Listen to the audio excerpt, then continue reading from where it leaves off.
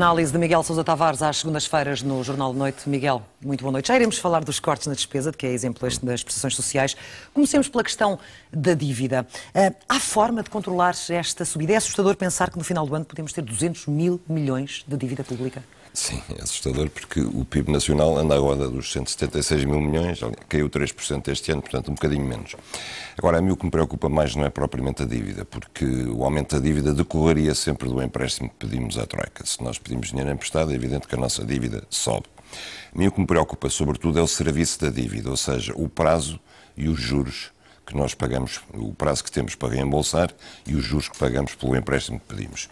Aí é que eu acho que a posição é insustentável e o silêncio este fim de semana, quinta e sexta-feira passadas, do Primeiro-Ministro do Conselho Europeu sobre esse assunto é incompreensível. Portugal não pode estar a financiar-se a taxas de 4,5% e 5%, quando outros países, nomeadamente os que nos emprestam dinheiro, se financiam a 0% e a 1%. Mas o problema do juros da dívida não é exclusivamente português. Espanha também está a deparar-se com o mesmíssimo problema. Sim, mas não tem a taxa de juros que nós temos. A Espanha ainda está nos mercados, portanto, de certa forma, ainda tem mais alto. Agora, o que não se percebe é que um país que foi resgatado, ajudado, esteja a pagar as taxas de juros que nós estamos a pagar. Isso não é ajuda, a meu ver, não é ajuda.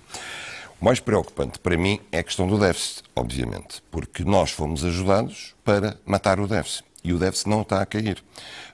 Vimos o Eurostat dizer que foi 4,4% ano passado, mas foi 4,4% não contando com a transferência de fundos da banca, porque senão seria 6%, o mesmo que vai ser este ano, ou até mais. Se não houver cabatotas orçamentais, nós temos pelo menos um déficit de 6% este ano, o que quer dizer que o combate ao déficit está a falhar. E quando ouves o Primeiro-Ministro e o Ministro das Finanças dizerem que o grande objetivo para daqui a um ano da política financeira dele é que Portugal regresse aos mercados, ou seja, é que Portugal se continue a endividar. E é isto que nós não queríamos. O que nós queríamos, de facto, com a ajuda que pedimos, é que Portugal criasse condições para deixar de viver sem déficit.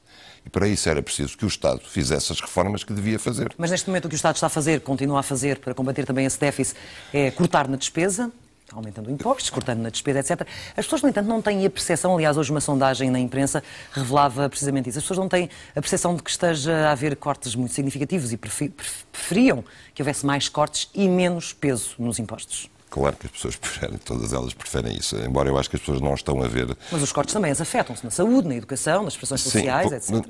Claro, eu acho o seguinte, eu acho que as pessoas não perceberam o essencial. Grande parte das pessoas não percebe o essencial. Quando as pessoas dizem 80 e tal por cento, prefiro cortes na despesa do que aumento o meu imposto, eu digo, ok.